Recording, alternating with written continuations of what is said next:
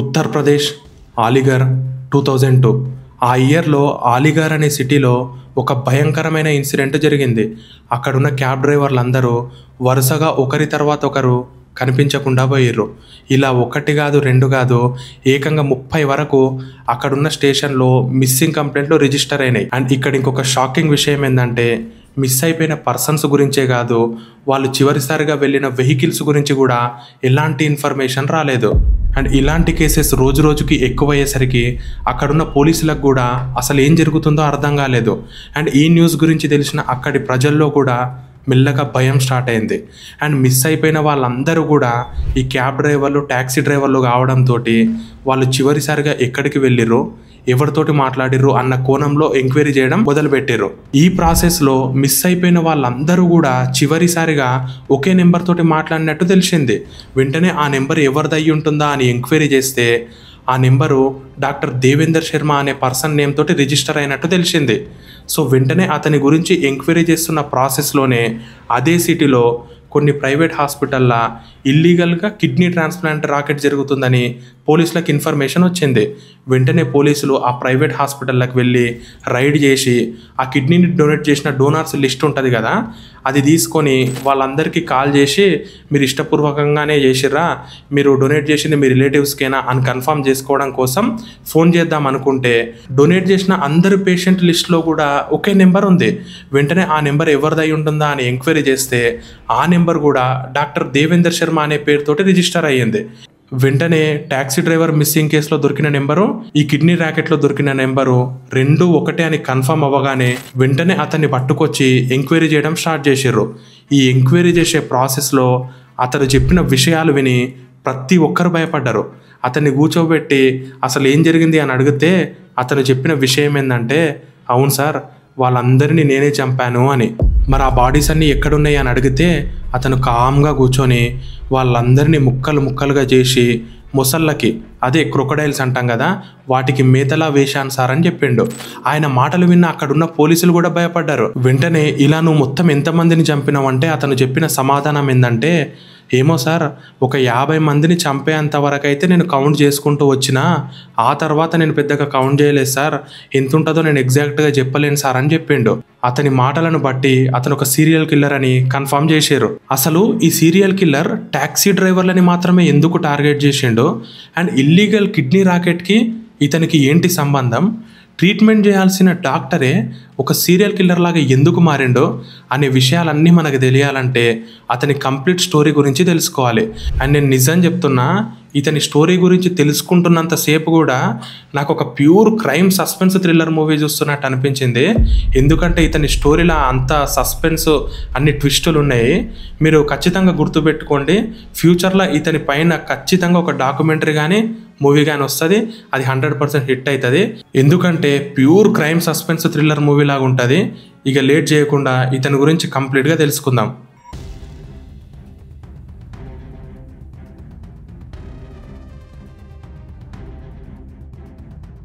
ఈ దేవేందర్ శర్మ ఉత్తరప్రదేశ్లోని అలీగర్ అనే సిటీలో జన్మించిండు. వాళ్ళ నాన్న బీహార్లోని సివాన్ అనే ఒక ఫార్మాస్యూటికల్ కంపెనీలో ఒక చిన్న జాబ్ చేస్తుండేవాడు. అక్కడే జాబ్ ఉండటంతో వీళ్ళ ఫ్యామిలీ కూడా అక్కడికి షిఫ్ట్ అయిపోయింది. వీళ్ళందరిది ఒక మంచి డీసెంట్ ఫ్యామిలీ. అండ్ ఈ దేవేందర్ శర్మ కూడా చిన్నప్పటి నుంచే బాగా చదివేవాడు. అలా బాగా చదివి 1984లో BAMSని కంప్లీట్ చేసిండు. అదే మనం ఆయుర్వేదిక్ డాక్టర్ అంటుంటాం కదా, అలా అతని BAMS డిగ్రీ కంప్లీట్ అవ్వగానే రాజస్థాన్లో ఒక చిన్న క్లినిక్ ఓపెన్ చేసిండు. అలా ఒక చిన్న క్లినిక్ ఓపెన్ చేసి అందరికీ మంచి ఆయుర్వేదిక్ ట్రీట్మెంట్ ఇచ్చుకుంటూ ఒక మంచి డాక్టర్ లాగా పేరు సంపాదించిండు. అలా 10 years వరకు ఇతని క్లినిక్ బాగా రన్ అయింది. అండ్ పేషెంట్స్ కూడా బాగా వచ్చేవాళ్ళు. అయితే ఇతనికి ఉన్నట్టుండి డబ్బులు ఎక్కువ సంపాదించాలన్న ఆశ పెరిగింది.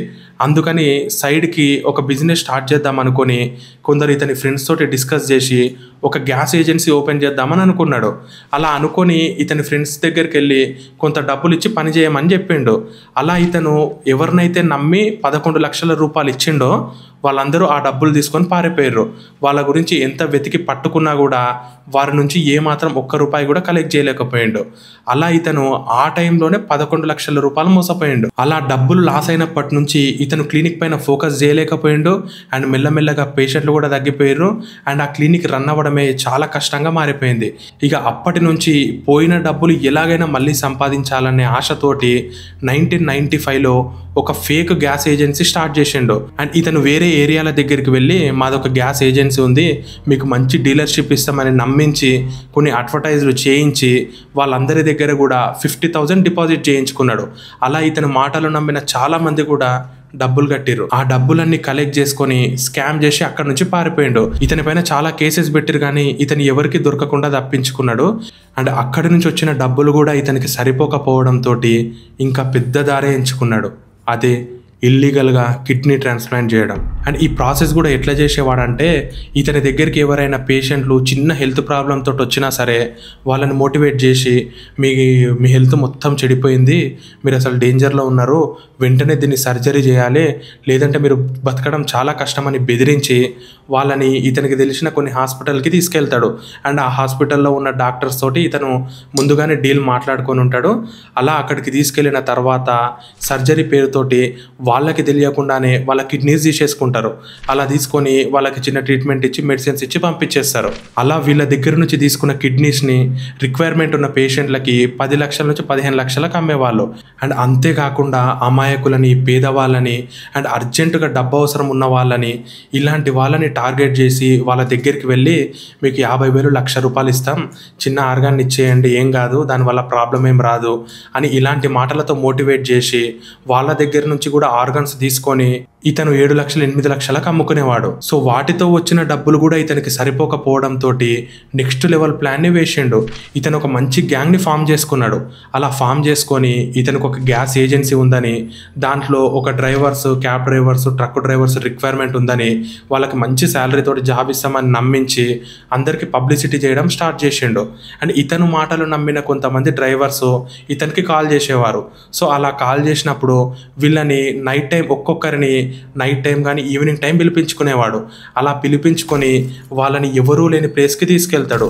చుట్టుపక్కల ఎవరు చూడట్లేదు అని కన్ఫర్మ్ అవ్వగానే వెనకాల నుంచి తలపైన అటాక్ చేస్తాడు. అండ్ అతను చనిపోయిండు అని కన్ఫర్మ్ అయిన తర్వాతనే ఇతని గ్యాంగ్ని పిలిపించి ఆ వెహికల్ని తీసుకొని ఈ బీహారు అలాంటి బార్డర్స్ దాటి ఎక్కడైనా బ్లాక్ మార్కెట్లో అమ్మేసేయండి 30,000 35,000 అని చెప్పేస్తాడు. అండ్ ఆ మిగిలిన బాడీని ఎలాంటి క్లూ కూడా దొరకొద్దని చెప్పేసి బాడీని ముక్కలు ముక్కలుగా చేసి ఒక కవర్లో ప్యాక్ చేసుకొని ఈ ఉత్తరప్రదేశ్లో ఉన్న హజారే కెనాల్ అని ఒకటి ఉంటుంది. ఆ కెనాల్లో ఎక్కువగా మొసళ్ళు ఉంటాయి. సో అక్కడికి ఏమీ తెలియనట్టు మెల్లగా బ్యాగ్ పట్టుకొని ఆ చెరువు ఒడ్డున నిలబడి ఒక్కొక్క పాటు నీళ్ళల్లో వేసేవాడు. అలా ఆ పార్ట్స్ అన్ని మొసళ్ళు తినేసేవి. అండ్ ఎలాంటి ఎవిడెన్స్ కూడా దొరకదు. ఇలా ఇతను చంపింది 100 మందికి పైగానే ఉండొచ్చు, కానీ పోలీసులకి ఎవిడెన్స్ దొరికింది మాత్రం 21 మందివే. సో ఇది కన్ఫర్మ్ అవ్వగానే 2004లో అతన్ని అరెస్ట్ చేసిర్రు. అండ్ గురుగ్రామ్ కోర్టు అతని గురించి విన్న తర్వాత వెంటనే ఉరిశిక్ష కూడా విధించింది. కానీ అతను దాన్ని అప్పీల్ చేసుకుంటూ ఇక్కడ దాకా వచ్చిండు. అయితే ఇక్కడ ఇంకొక ఇంపార్టెంట్ విషయం ఏంటంటే ఇతనికి 2020లో కరోనా వచ్చినప్పుడు ఇతనికి ఒక 20 డేస్ పరోల్ కింద ఇతనికి లీవ్ ఇచ్చిర్రు. అయితే ఆ ట్రీట్మెంట్ అయిన వెంటనే ఇతను మళ్ళీ జైలుకి రావాలి. కానీ అతను జైలుకి రాకుండా తప్పించుకొని పారిపోయిండు. అతను తప్పించుకున్న తర్వాత అతని కోసం 6 నెలలు పోలీసు వాళ్ళందరూ చాలా కష్టపడి వెతికితే అతను ఢిల్లీలో అతని ఐడెంటిటీ మార్చుకొని ఇట్లా లవ్ మ్యారేజ్ చేసుకునే వాళ్ళకి కొందరికి ఇలాంటి మ్యారేజెస్ చేసుకుంటూ ఉన్నాడు. సో అతన్ని పట్టుకొచ్చి మళ్ళీ అరెస్ట్ చేసిర్రు. అయితే ఇంకొక విషయం ఏంటంటే అతనికి మళ్ళీ జూన్ 2023లో పెరోల్ కింద 2 months బయటికి పంపించారు. సో ఆ టైం అయిపోగానే మళ్ళీ ఈ జైలుకి రావాల్సింది పోయి అక్కడ నుంచి మళ్ళీ తప్పించుకొని పారిపోయిండు. ఇక అతన్ని పట్టుకోవడం కోసం 6 స్టేట్స్ల నుంచి పోలీసులు ఒక సర్చ్ ఆపరేషన్ ఫామ్ చేసి అతన్ని బాగా ఎంక్వైరీ చేస్తే అతను రాజస్థాన్లో ఐడెంటిటీ మార్చుకొని ప్రీస్ట్గా వేషం వేసి అందరికీ మంచి మాటలు చెప్తూ కనిపించిండు. వెంటనే అతన్ని లాస్ట్ మంత్ మే 2025లో అరెస్ట్ చేసి మళ్ళీ తీసుకొచ్చిర్రు. మరి ఏం చేస్తారో చూద్దాం. సో ఫైనల్గా ఇదండి మన డాక్టర్ దేవేందర్ శర్మ కేసు. ఇతన్ని ఇప్పుడు డాక్టర్ డెత్ అని కూడా అంటున్నారు. చూసిరు కదా ఎన్ని ట్విస్టులు ఉన్నాయి ఇతని కేసులో. అండ్ ఇంకా బయటికి రాని ఎన్ని ఉన్నాయో.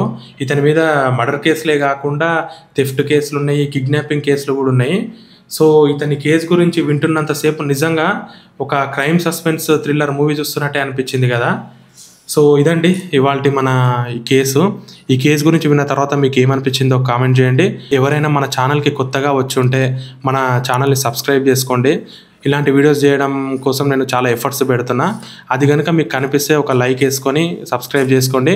అండ్ ఇంకొక ఇంపార్టెంట్ విషయం ఏంటంటే, నేను మీ ఉదయ్ అని కొత్త ఛానల్ స్టార్ట్ చేసిన, లింక్ కామెంట్లో ఇస్తా, కొంచెం దాన్ని కూడా సబ్స్క్రైబ్ చేసుకోండి. నేను వ్లాగ్స్ కూడా చేద్దాం అనిపిస్తుంది.